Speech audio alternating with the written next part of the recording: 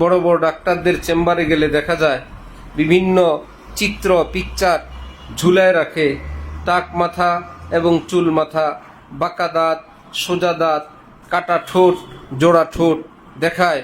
আমার চিকিৎসার আগে এই ছিল, চিকিৎসার পরে এই। আমি কত কিছু পারি দেখলেন। রব্বুল আলামিন ওই পৃথিবীর মানচিত্রে অসংখ্য পাপিষ্ঠদের ক্ষমা করে আবার দেখাইলেন, দেখলা এত বড় আসামি, ক্ষমা করে কি বানায় দিলাম, অলি বানায় দিলাম, কাউকে সাহাবি বানায় দিলাম, কাউকে বুজুর্গ বানায় দিলাম। দেখো তার আগের চিত্র, দেখো তার আমার চিকিৎসার পরের চিত্র। পৃথিবীর চিকিৎসার পর আগের চিহ্ন থাকে, স্মৃতি থাকে, জোড়া লাগানোর কত কিছু থাকে।